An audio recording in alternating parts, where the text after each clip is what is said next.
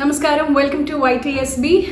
നമ്മളിപ്പോഴത്തെ need of the hour എന്താണെന്ന് ചോദിച്ചു കഴിഞ്ഞാൽ ഒരുപാട് കാര്യങ്ങളുണ്ടാവും. അതിലൊരു 95% ആവശ്യം എന്താണെന്ന് വെച്ച് കഴിഞ്ഞാൽ it is all about corona. Covid എന്ന് പറയുന്ന ഒരു പാൻഡമിക് കഴിഞ്ഞ വർഷം മുതൽ നമ്മൾ ഇന്ത്യയിൽ വന്നതിന് ശേഷം ലോട്ട് ഹാസ് ബീൻ ഗോയിങ് ഓൺ. നമ്മുടെ ഫാമിലിക്ക് അകത്തും പുറത്തും ആദ്യം നമ്മൾക്ക് അറിയാത്ത അവർക്കായിരുന്നു കോവിഡ്, പിന്നെ അങ്ങോട്ട് അത് നമ്മുടെ വീടുകൾക്ക് അടുത്തടുത്ത് വന്ന് അവസാനം ഇപ്പോൾ നമ്മുടെ വീടിൻ്റെ അകത്തുള്ളവർക്ക് വരെ ആയ ഒരു സിറ്റുവേഷൻ.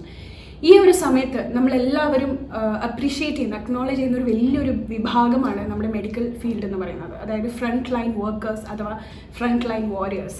സോ എനിക്ക് ഇപ്പം എൻ്റെ അടുത്ത് I am really lucky enough to know a couple of them personally. Hello, doctor Vishnu, Aster MIMS കണ്ണൂരിലെ ഇന്റർവെൻഷണൽ പൾമനോളജിസ്റ്റ് ആണ്.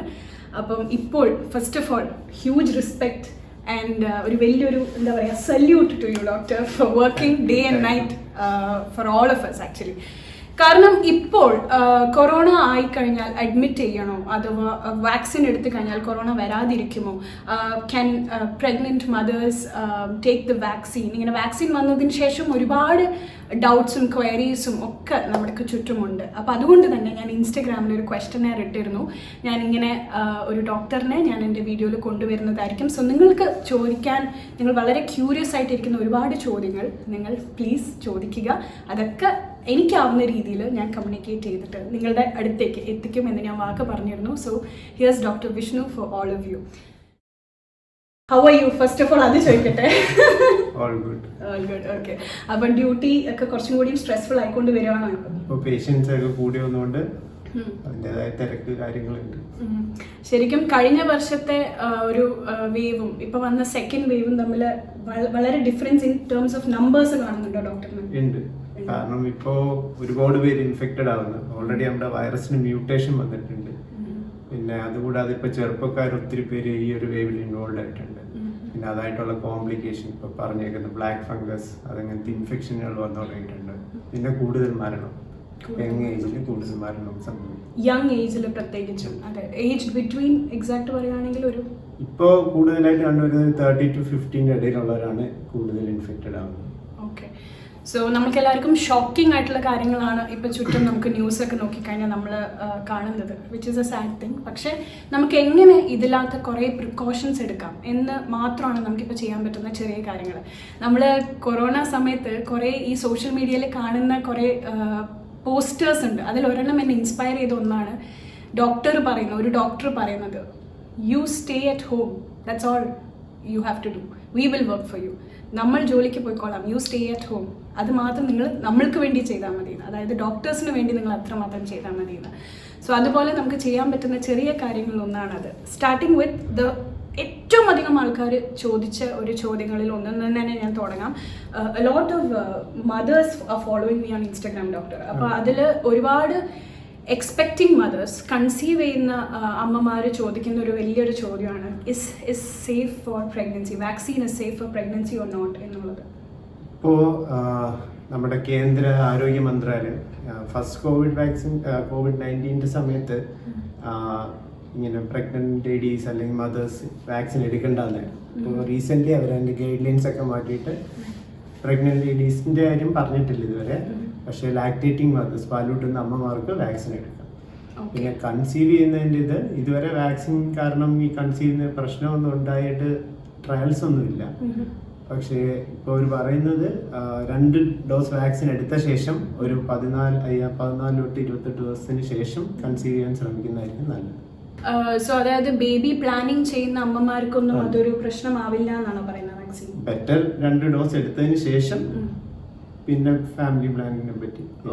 ഓക്കെ. സോ അത് ഒരുപാട് പേര് ചോദിച്ചുകൊണ്ടാണ് ഞാനിത് ഫസ്റ്റ് തന്നെ ചോദിച്ചത്. അപ്പം അവർ തന്നെ ചോദിക്കുന്ന വേറൊരു ക്വസ്റ്റൻ ആണ്, സപ്പോസ് ഇത് എടുക്കാമെങ്കിൽ ഡോക്ടർ ഏതാണ് പോണത്, കോവാക്സിൻ, കോവിഷീൽഡ്, വിച്ച് വൺ?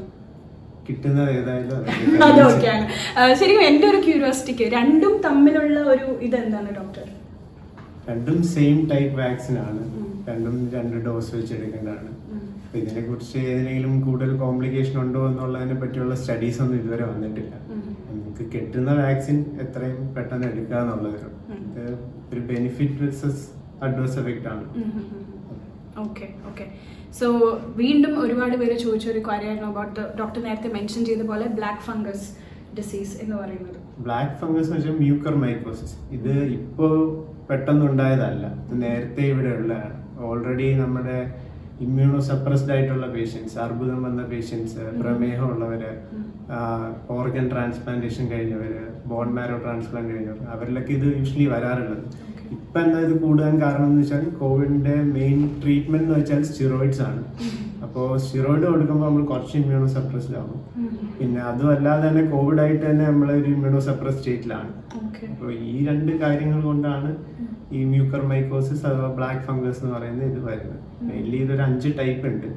ഒന്ന് റൈനോ സെറിബ്രൽ മ്യൂക്കർ മൈക്കോസിസ്, പിന്നെ പൾമിനറി, പിന്നെ നമ്മുടെ ബോൺസിൽ അഫക്റ്റ് ചെയ്യുന്നുണ്ട്, ബോൺസ് സോഫ്റ്റ് ടിഷ്യൂവിൽ അഫക്റ്റ് ചെയ്യുന്നത്, പിന്നെ ക്യൂട്ടേനിയസ് സ്കിന്നിൽ വരുന്നത്, പിന്നെ ഒരു ടൈപ്പ് ഉള്ളത് ഡിസമിനേറ്റഡ് എന്ന് പറയും. അത് നമ്മുടെ ബ്ലഡ് വഴി ഈ ഫംഗൽ ഇൻഫെക്ഷൻ സ്പ്രെഡ് ആയ ബാക്കിയുള്ള ഭാഗങ്ങളിലേക്കെല്ലാം പോകും.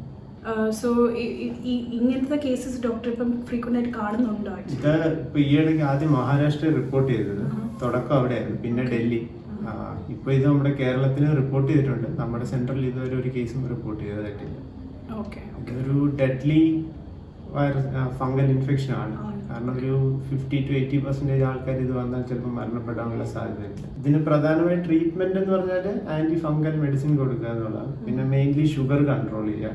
രണ്ടാമത്തെ കാര്യം സർജറി. ഈ നമ്മുടെ റൈനോ എന്ന് പറയുമ്പോൾ നമ്മുടെ സൈനസൈറ്റിസ്, അവിടെ രോഗലക്ഷണങ്ങൾ എന്ന് വെച്ചാൽ ജലദോഷം, മൂക്കടപ്പ്, മൂക്കിന്ന് കറുത്ത കളറിൽ ഡിസ്ചാർജ് ഉണ്ടാവുക, പിന്നെ കണ്ണിന് കാഴ്ചയ്ക്ക് പ്രോബ്ലം, തലവേദന, കഴുത്തിന്റെ ഒരു സൈഡിലായിട്ട് വേദന, പിന്നെ മുഖത്ത് പാരാലിസിസ്, ഒരു സൈഡ് പാരലൈസ് ആയിട്ട് വരാം.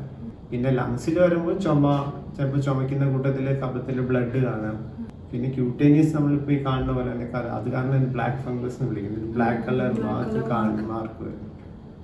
ഇത് ഏത് ഗ്രൂപ്പിലാണ് സാധാരണ രീതിയിൽ ഡോക്ടർ കൂടുതൽ കണ്ടിട്ടുള്ള സോഫാർ ഇന്ത്യയിൽ? ബിഫോർ ഇത് ഞാൻ നേരത്തെ പറഞ്ഞ പോലെ ഇമ്മ്യൂണോ സപ്രസ്ഡ് ആയിട്ടുള്ളവരിലായിരുന്നു. ഈ കോവിഡ് വന്ന സമയത്ത് ഇപ്പോൾ വീണ്ടും കേസസ് കൂടി വരുന്നുണ്ട്. പിന്നെ ചോദിച്ചിരിക്കുന്നത്, ഇത് നമ്മൾ വാട്സാപ്പിലും സോഷ്യൽ മീഡിയയിലൊക്കെ ഒത്തിരി ഫോർവേഡ് മെസ്സേജസ് ആയിട്ട് പോകുന്ന കുറേ മിസ്ഇൻറ്ററപ്റ്റ് ചെയ്യപ്പെടാവുന്ന കുറേ ക്വസ്റ്റ്യൻസും ട്രോൾസും അല്ലെങ്കിൽ ഇതിനൊക്കെ വളരെ ഒട്ടും ക്രോസ് ചെക്ക് ചെയ്യാണ്ട് പോകുന്ന കുറേ ഇൻഫർമേഷൻ ഉണ്ട്. അപ്പോൾ അതിൽ ഒന്നാണോ എന്ന് എനിക്ക് പോലും ആസ് എ മദർ തോന്നിയിട്ടുള്ള ഒന്നാണ്, ഇനി വരാൻ പോകുന്ന 3rd വേവ് എന്ന് പറയുന്നത് is it dangerous for kids. അത് അങ്ങനെ പറഞ്ഞ് വളരെയധികം വൈറൽ ആകുന്ന ഒരു മെസ്സേജ് ഉണ്ട്. യൂഷ്വലി ഓരോ തവണ ഈ വൈറൽ ഇൻഫെക്ഷൻ, കോവിഡിന്റെ വിറുലൻസ് ഇപ്പോൾ കൂടി വരികയാണ്. ഓൾറെഡി നമ്മുടെ ഇവിടെ ഉള്ളതൊക്കെ തന്നെ മ്യൂട്ടേഷൻ നടന്ന വൈറസാണ്. ഇപ്പൊ നമ്മൾ വാക്സിൻ കൊടുക്കുന്നവരിപ്പം എൽഡർലി ഗ്രൂപ്പ് കഴിഞ്ഞു. ഇനി അടുത്തത് ഇപ്പൊ യങ്സ്റ്റേഴ്സ് ഒക്കെ എല്ലാം കിട്ടുന്നുണ്ടാവും. അത് കഴിഞ്ഞ് വരുമ്പോൾ കിഡ്സിനാണ് ഇതുവരെ കിട്ടാത്തത്. അപ്പോൾ കിഡ്സിന് വരാനുള്ള സാധ്യത തള്ളിക്കളയാനാവില്ല. ചില സെന്റേഴ്സിൽ അവരിപ്പോ ഓൾറെഡി ഒരു 2 to 12 എന്നുള്ള രീതിയിൽ കുട്ടികൾക്ക് വാക്സിൻ കൊടുത്ത് സ്റ്റാർട്ട് ചെയ്തിട്ടുണ്ട് പുറത്ത് കൺട്രീസ്. ഓക്കെ. അപ്പം യു സപ്പോസ് അത് ഇന്ത്യയിൽ വരുവാണെങ്കിൽ you are suggesting the kids also to get it done അല്ലേ? അതിന് ഡേറ്റ് വരും. ഓക്കെ. അപ്പം ഡോക്ടർ ഇപ്പം കണ്ടിട്ടുള്ള കേസസിൽ കിഡ്സ് എത്ര ശതമാനം ഉണ്ട് ഇപ്പം കൊറോണ എഫക്റ്റ്? നമ്മൾ കാണുന്ന അഡൽട്സിനാണ്. പക്ഷേ കിഡ്സും ഇപ്പോൾ ഒരുപാട് കേൾക്കുന്നു, ഒരുപാട് കുട്ടികൾ ഇൻഫെക്റ്റഡ് ആയിട്ട് വരുന്നുണ്ട് എന്നുള്ളതാണ്. Okay. Most of them are asymptomatic എന്നും ഞാൻ വായിക്കുന്നുണ്ട്. So it's very difficult for parents also to find out അവർ കാരിയേഴ്സ് ആണോ, അതൊന്നും മനസ്സിലാക്കാൻ പറ്റാത്ത ഒരു സിറ്റുവേഷൻ നമുക്കൊക്കെ ഫേസ് ചെയ്യുന്നുണ്ട്. ഓക്കെ, നെക്സ്റ്റ് ഈ വേറൊരു question lot of men has actually asked me, does vaccine give count issues on men? ഇതുവരെ അങ്ങനെ ഒരു സ്റ്റഡീസും വന്നിട്ടില്ല. അതിനെന്തായാലും അതിനൊരു ലോങ് ടേം അങ്ങനെ ഒരു പ്രശ്നം ഉണ്ടോ എന്നുള്ള അറിയണമെങ്കിൽ അതിനുള്ള സ്റ്റഡീസ് വേണം. അതിനുള്ള സമയം കൂടി ആയിട്ടില്ല. പക്ഷേ വാക്സിൻ എടുക്കുന്നത് നല്ലതായിരിക്കും. വാക്സിൻ എടുത്തു കഴിഞ്ഞാൽ ഈ ന്യൂമോണിയ വരുന്ന കിട്ടുന്നുണ്ട്, ചിലർക്ക് വാക്സിൻ എടുത്തവർക്കും വരുന്നുണ്ട്, പക്ഷെ സിവിയറിറ്റി വളരെ കുറവാണ്. Is the vaccine safe for people having allergies? ഇപ്പോൾ shellfish allergy, pollen allergies, cold, അങ്ങനത്തെ കുറച്ച് തുമ്മൽ, അങ്ങനത്തെ അവർക്ക് വാക്സിൻ കുറച്ച് സേഫ് ആണോ അല്ലയോ എന്നുള്ള ഒരു ചോദ്യമുണ്ട്. പണ്ട് കാലത്ത് ഈ വാക്സിൻ എടുക്കുമ്പോൾ അലർജി ഒക്കെ വരുന്നുണ്ടായി. പക്ഷെ അന്ന് വാക്സിൻ ഉണ്ടാക്കുമ്പോൾ നമ്മൾ ഈ എഗ് പ്രോട്ടീൻ അതൊക്കെ ഉപയോഗിക്കുന്നുണ്ടായി. ഇപ്പൊ എല്ലാം ജനറ്റിക് എഞ്ചിനീയറിംഗ് വഴി ചെയ്യുന്നതാണ്. അപ്പൊ അങ്ങനത്തെ അലർജീൻ്റെ ഇതില്ല. അലർജി ഉള്ളവരാണെങ്കിലും വാക്സിൻ എടുക്കുക തന്നെ ചെയ്യണം. എന്നിട്ട് അവർ ഹോസ്പിറ്റൽ സെറ്റപ്പിൽ എടുക്കുന്നതായിരിക്കും നല്ലത്. കുറച്ച് നേരം ഒബ്സർവേഷനിൽ ഇരുന്നിട്ട് അവർ വാക്സിൻ എടുത്തതിന് ശേഷം ഒബ്സർവേഷൻ കുറച്ച് നേരം ഇരിക്കണം. എന്തെങ്കിലും പെട്ടെന്ന് ഒരു അനാഫിലാറ്റിക് റിയാക്ഷൻ എന്തെങ്കിലും ഉണ്ടായാൽ അവിടെ വെച്ച് ഹോസ്പിറ്റലിൽ അത് മാനേജ് ചെയ്യും. ഒരു 24 hours സജസ്റ്റ് ചെയ്യുന്നുണ്ടോ? 24 hours ഇല്ല, 6 hours ഒബ്സർവേഷൻ. Okay okay. ഇനി ഹാർട്ട് ബ്രേക്കിംഗ് ഇൻസിഡൻസ്, അതായത് ഇത് ഞാൻ പേഴ്സണലി ചോദിക്കുന്നതാണ് ഡോക്ടറിനോട്, ബിക്കോസ് ഞാൻ അതിൻ്റെ ഒരു നോട്ട് വെച്ചിട്ടുണ്ടായിരുന്നു. A lot of us have seen, news വഴിയാണ് നമ്മൾ പല കാര്യങ്ങൾ അറിയുന്നത്. പക്ഷേ ഡോക്ടേഴ്സ് പേഷ്യൻസിനെ ട്രീറ്റ് ചെയ്യുമ്പം ഡോക്ടറിനെ വളരെ എഫക്റ്റ് ചെയ്തിട്ടില്ല. ഇനി ഹാർട്ട് ബ്രേക്കിംഗ് ഇൻസിഡൻറ്റ് ഉണ്ടായിട്ടുണ്ടോ ഈ കോവിഡ് കാലഘട്ടത്തിൽ? നമ്മുടെ ഒരു പേഷ്യൻ്റ് പേര് പറഞ്ഞിട്ട്, പുള്ളി എൻ്റെ അതേ ഏജാണ്. അപ്പോൾ സിവിയർ ന്യൂമോണിയ ആയിട്ട് വന്ന് അഡ്മിറ്റ് ആയിരിക്കും. ഒരു ദിവസം റൗണ്ട്സിൻ്റെ ഇടയ്ക്ക് പുള്ളി പറയുന്നുണ്ട്, പുള്ളിയുടെ ഫോണും പുള്ളിയുടെ സാധനങ്ങളൊക്കെ അമ്മയ്ക്ക് കൊടുത്തേക്ക്, പുള്ളി സർവൈവ് ചെയ്യൂ എന്നുള്ളത് പുള്ളിക്ക് തന്നെ ഒരു ഡൗട്ട്ഫുൾ. അത്രയും മെൻ്റലി ഒരാൾ മരിക്കാൻ പോകുന്നു എന്ന് ചിന്തിക്കുന്ന വളരെ ബുദ്ധിമുട്ടുള്ള ഒരു വിഷമകരമായ സമയം. പിന്നെ റീസെൻ്റ്ലി എൻ്റെ കുട്ടിക്കാലത്തുണ്ടായിരുന്ന എൻ്റെ സുഹൃത്തിൻ്റെ അമ്മ ഈയിടെ മരണപ്പെട്ടു. സോ അത് നമുക്ക് ചുറ്റുമുള്ള, നമുക്ക് പരിചയമുള്ളവർക്കാകുമ്പോൾ ഇറ്റ്സ് സംതിങ് റിയലി സ്കേറി. അത് മാത്രമല്ല, ഇപ്പം സോഷ്യൽ മീഡിയയിലൂടെ ഒരുപാട് പേർക്ക് പരിചയമുള്ള ആൾക്കാർ വരെ ഇപ്പം അവരെ ഇതേപോലെ I am going to die എന്നുള്ളൊരു ഫീലിംഗ് കിട്ടുന്ന ഒരു സമയത്ത്, ഒരു നമ്മൾക്കിപ്പോൾ അടുത്ത് കണ്ടതാണ്, നമ്മളൊരു യൂട്യൂബിൽ വളരെ ഫേമസ് ആയിട്ടുള്ളൊരു നോർത്ത് ഇന്ത്യൻ പുള്ളി ലാസ്റ്റ് എടുത്ത വീഡിയോയിൽ പോലും പുള്ളി പറയുന്നത് സ്കാർസിറ്റി ഓഫ് ഓക്സിജൻ കാരണം he's going to not breathe at all ഇനി അങ്ങോട്ട് എന്ന് പറഞ്ഞിട്ടുള്ള ഒരു പോസ്റ്റ് അദ്ദേഹം ഇട്ടിരുന്നു. അതൊക്കെ ശരിക്കും നമ്മളൊരിക്കലും നമ്മുടെ ലൈഫിൽ നമ്മൾ ഫേസ് ചെയ്യാൻ പോകുന്ന, നമ്മൾ കാണാൻ പോകുന്ന ഒരു ഇൻസിഡൻറ്റ് ആയിരിക്കില്ല. But then everything is turning to be very unbelievable അല്ലേ doctor? Next question doctor, after COVID recovery, അതിനുശേഷം നമ്മൾ എക്സ്പെക്ട് ചെയ്യാവുന്ന കോംപ്ലിക്കേഷൻസ് എന്തൊക്കെയാണ് and how to monitor that? Basically ഇത് മെൻ്റലി ആൻഡ് ഫിസിക്കലി എന്ന് പറഞ്ഞ് തരംതിരിക്കും. മെൻ്റലി ഒത്തിരി ആൾക്കാർക്ക് ഡിപ്രഷൻ, അവർ കുറേ hallucination, long standing headache, sleep കുറവ്, അപ്പം അങ്ങനത്തെ കുറച്ച് പ്രശ്നങ്ങൾ മെൻ്റലി ഉണ്ട്. അപ്പോൾ അത് നമ്മൾ സൈക്കോളജിസ്റ്റായിട്ട് അല്ലെങ്കിൽ സൈക്കാട്രി ഡോക്ടർമാരുമായിട്ട് അതിനുള്ള കൺസൾട്ടേഷൻസ് ചെയ്യണം. പിന്നെ ഫിസിക്കലി വരുമ്പോൾ ചിലർക്ക് പോസ്റ്റ് കോവിഡ് സിൻഡ്രോം എന്ന് പറയും. അപ്പോൾ അതിൽ ഇപ്പം എന്താ, ഈ കോവിഡ് വന്നു കഴിഞ്ഞാൽ ഹൈപ്പർ കൊയാഗുലൽ സ്റ്റേറ്റ് എന്ന് പറയും. അതായത് രക്തം കട്ടി പിടിക്കുന്നൊരു പ്രക്രിയയുണ്ട്. അപ്പോൾ അത് കാരണം ചിലരിൽ ലങ്ങിൻ്റെ മെയിൻ രക്തക്കുഴലിൽ ഒരു ക്ലോട്ട് വരും, പൾമിനറി എംബോളിസം എന്ന് വരുന്നത് സാധ്യതയുണ്ട്. പിന്നെ അതേപോലെ അത് സ്ട്രോക്ക് ആവാം, അങ്ങനത്തെ എംബോളിസം. അതേപോലെ അത് കാരണം ഹാർട്ടിന് അറ്റാക്ക് പോലെ ഇതുള്ള വരാം. ഫിസിക്കൽ റീഹാബിലിറ്റേഷൻ വേണ്ടി വരും. ബേസിക്കലി പൾമിനറി റീഹാബിലിറ്റേഷൻ ചെയ്യേണ്ടി വരും ചില പേഷ്യൻറ്റുകളിൽ. കാരണം ഒരു മസിലെല്ലാം വീക്കായി ഉണ്ടാവില്ല, അങ്ങനെ അത്ര ഇൻവോൾവ്മെൻ്റ് ഉള്ളതുകൊണ്ട് അവർ കുറച്ച് മസിൽ സ്ട്രെങ്തിങ് എക്സസൈസും കാര്യങ്ങളായിട്ട് മോണിറ്റർ ചെയ്യേണ്ടി വരും. അവരുടെ CT സ്കാനും എടുത്ത് നോക്കുന്ന ആദ്യമേ, പിന്നെ ആവശ്യമെങ്കിൽ മാത്രമേ പിന്നെ റിപ്പീറ്റ് ചെയ്യുന്നുള്ളൂ CT സ്കാനൊക്കെ. ഓക്കെ, അതായത് നമ്മൾക്കിത് വന്നു കഴിഞ്ഞാലും ഇതിൻ്റെ ഒരു ചെറിയ അംശം ചിലപ്പം 1% പേർക്ക് ഉണ്ടാവാം, കുറേ നാൾക്ക് കൂടുതൽ. 1% കൂടുതലുള്ളവർക്ക് നല്ല സിവിയർ ന്യൂമോണിയ വന്നവരുന്നത് കാറ്റഗറി C എന്ന് പറയുന്നത്. കാറ്റഗറി C സിവിയർ ആയിട്ടുള്ളവർക്ക് കുറച്ച് നാളത്തേക്ക് പ്രശ്നങ്ങൾ ഉണ്ടാകാൻ സാധിക്കും. ഇപ്പോൾ ഡോക്ടർ എല്ലാവരും ഈ സാച്ചുറേഷൻ ഇങ്ങനത്തെ കാര്യങ്ങളൊക്കെ നോക്കാൻ വേണ്ടിയിട്ട് ഒരു പൾസ് ഓക്സിമീറ്ററും ടെമ്പറേച്ചറും തെർമോമീറ്ററൊക്കെ നമ്മുടെ വീട്ടിൽ വെക്കണം എന്ന് പറയുന്നത് ഡോക്ടർ ഒരു മസ്റ്റ് ആയിട്ടുള്ള ഇതാണോ പറയുന്നത്? ഇപ്പോഴുള്ള ഹോസ്പിറ്റൽസ് എല്ലാം ഫുള്ളാണ്, മെജോറിറ്റി ഹോസ്പിറ്റൽസ്. അപ്പോൾ വീട്ടിൽ തന്നെ ചെക്ക് ചെയ്യുന്നത് ഒരു നല്ല കാര്യമാണ്. Specially when we are seeing lot of cases, ഒരു പ്രാവശ്യം വന്നവർക്ക് വീണ്ടും വരുന്നതായിട്ട് നമ്മൾ ഒത്തിരി വരാനുള്ള സാധ്യതകളുണ്ട്, തള്ളിക്കളയാൻ. ഓക്കെ, അപ്പോൾ ഈ കോംപ്ലിക്കേഷൻസ് പ്രിവെന്റ് ചെയ്യാൻ നമുക്ക് എന്ത് ചെയ്യാൻ പറ്റും ഡോക്ടർ? ഒന്ന്, നമ്മൾ ഡോക്ടേഴ്സായിട്ട് ക്ലോസ് കോണ്ടാക്റ്റിൽ തന്നെ വേണം. അവർ നമ്മളുടെ കുറച്ച് ബ്ലഡ് വാല്യൂസ് ഉണ്ട്, D ഡൈമർ, അഥവാ നമ്മൾ ഡ്രോപ്പ് അങ്ങനെയുള്ള കുറച്ച് ഹാർട്ട് സംബന്ധം അല്ലെങ്കിൽ അങ്ങനെ ക്ലോട്ട് വരുമ്പോൾ ഇത് ബ്ലഡ് ലെവൽസിൽ ഇതിൻ്റെ വാല്യൂസ് എലിവേറ്റഡ് ഒക്കെ ആയിരിക്കും. അപ്പോൾ അത് ഫിസിഷ്യൻ അല്ലെങ്കിൽ ഡോക്ടറെ കണ്ടതിന് ശേഷം അവരുമായിട്ടൊരു ക്ലോസ് മോണിറ്ററിങ്, അതിനുള്ള മരുന്നുകൾ കാര്യങ്ങൾ കൊടുത്ത് manage. Any home remedies undo doctor that we can try in order to prevent from getting the coronavirus? ഇതിന് 3 കാര്യമേ ഉള്ളൂ: സാനിറ്റേഷനും മാസ്കും സോഷ്യൽ ഡിസ്റ്റൻസിങ്. ഇപ്പം മാസ്ക് ഭയങ്കര കമ്പൽസറി ആണ്. കാരണം റീസെന്റ് ആർട്ടിക്കിളിൽ അവർ പറയുന്നത് വെച്ചാൽ ഇത് ഡ്രോപ്ലെറ്റ് സ്പ്രെഡ് ഇല്ല, കാരണം എയറിൽ കൂടെയാണ് ഇത് സ്പ്രെഡ് ആവുന്നത്. അപ്പോൾ അത് 2 മീറ്ററിൽ കൂടുതലും ഇതിന് സഞ്ചരിക്കാനുള്ള സാധ്യത ഉണ്ട്. അപ്പം മസ്റ്റ് മാസ്ക്, സാനിറ്റൈസേഷൻ വേണം, സോഷ്യൽ ഡിസ്റ്റൻസിങ് മസ്റ്റ് ആണ്. അതാണ് നമുക്ക് ചെയ്യാൻ പറ്റുന്ന ഹോം റെമഡീസ് ഈ ഒരു കാര്യത്തിൽ. അതേപോലെ ഒരുപാട് പേര് ഇൻക്ലൂഡിങ് മീ ഇപ്പോഴും നമുക്കൊരു ഒരു പാരനോയ വേണമെങ്കിൽ പറയാം ഈ ഒരു കാര്യത്തിൽ, വിച്ച് ഈസ് നമ്മൾ ഡെലിവറി ബോയ്സ് എന്തെങ്കിലും ഒരു സാധനങ്ങൾ എടുത്ത് കൊണ്ടുവരുമ്പം അത് എത്രത്തോളം സേഫാണ്, അത് നമ്മൾ വെയിലത്ത് വെക്കണോ അല്ലെങ്കിൽ അത് വാഷ് ചെയ്തിട്ട് നമ്മളെടുക്കും. ഇപ്പോൾ ഒരു പാലിൻ്റെ പാക്കറ്റോ തൈരിൻ്റെ പാക്കറ്റോ ഒരു പ്ലാസ്റ്റിക് കവർ പോലും നമ്മളെ അമ്മമാർക്ക് ഇപ്പോൾ വളരെ വലിയൊരു കൺസേൺ ആണ് വീട്ടിൻ്റെ അകത്തേക്ക് വരുമ്പം. സോ അത് ഡോക്ടർ എത്രത്തോളം ഈ പ്ലാസ്റ്റിക് അഥവാ തിങ്സിലൊക്കെ ഈ ഒരു കാര്യം ഉണ്ടാവും? ഒരു റീസെന്റ് സ്റ്റഡീസിൽ പറയുന്ന ഈ ഡ്രോപ്ലെറ്റ് സ്പ്രെഡ് ഇല്ല എന്നാണ്. പക്ഷെ അത് നമുക്ക് എത്രത്തോളം വിശ്വസനീയമാണെന്ന് ഇനിയും സ്റ്റഡീസ് ഒക്കെ വരേണ്ടി വരും.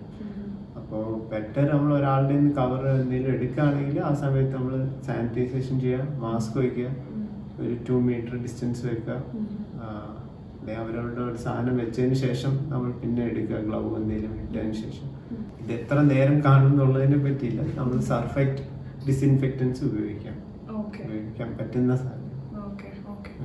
സോ ഇപ്പോഴും നമ്മൾ ആ കഴിഞ്ഞ വർഷം മുതൽ ഫോളോ ചെയ്യുന്ന അതേ പ്രാക്ടീസ് ഫോളോ ചെയ്താൽ നമ്മൾക്ക് നല്ലത് എന്നാണ് പറയുന്നത്. ഓക്കെ, അതേപോലെ വേറൊരു കാര്യം വിച്ച് ഇസ് ഒരു നെഗറ്റീവ് കോവിഡ് ടെസ്റ്റ് എന്ന് പറഞ്ഞാൽ നമ്മൾ കോവിഡ് നെഗറ്റീവ് ആയി എന്ന് നമുക്ക് വിശ്വസിക്കാൻ പറ്റുമോ ഡോക്ടർ? അത് നിങ്ങൾ ചെയ്യുന്ന ടെസ്റ്റിനനുസരിച്ച് ഒരു 3 ടൈപ്പ് ടെസ്റ്റുകളുള്ള, അതിൽ ഏറ്റവും കൂടുതൽ സെൻസിറ്റിവിറ്റി ഉള്ളത് RT-PCR എന്ന് പറയുന്ന ടെസ്റ്റിനാണ്. പക്ഷെ എന്താ ഇപ്പൊ നമ്മുടെ ഇടയിൽ തന്നെ കുറച്ച് പേഷ്യന്റ് ഈ RT-PCR നെഗറ്റീവായിട്ട് തന്നെ വരുന്നുണ്ട്. കാരണം ചിലപ്പോൾ മ്യൂട്ടേഷൻ, വൈറസിന്റെ മ്യൂട്ടേഷൻ കാരണമാകും. അപ്പോൾ അങ്ങനെ അത് ഉറപ്പ് പറയാൻ പറ്റില്ല നെഗറ്റീവ് ആണ് എന്നുള്ളത്. രോഗലക്ഷണങ്ങളും ഒരു ഹിസ്റ്ററിയും എടുത്തതിന് ശേഷം എന്തെങ്കിലും കോണ്ടാക്ട് ഹിസ്റ്ററി അങ്ങനെ നോക്കിയ ശേഷം കൺഫേം ചെയ്യണം. ഡോക്ടറെ കണ്ടതിന് ശേഷം കൺഫേം ചെയ്യുന്നത് ബെറ്റർ. ബിക്കോസ് എന്നെ പോലത്തെ സാധാരണ ഒരാൾക്ക് നമ്മൾ കാണുന്ന ഇൻസിഡൻസിൽ ഞാൻ ഫോർ എക്സാമ്പിൾ ഒരു നെയ്ബർ ഉണ്ട്, അതിനകത്ത് 4 മെമ്പേഴ്സ് ഉണ്ട്. അവർക്ക് കോവിഡ് സംശയം ഉണ്ടായതുകൊണ്ട് ടെസ്റ്റ് ചെയ്തു. പക്ഷെ അതിൽ 2 പേർക്ക് പോസിറ്റീവും 2 പേർക്ക് നെഗറ്റീവ് ആയിരുന്നു.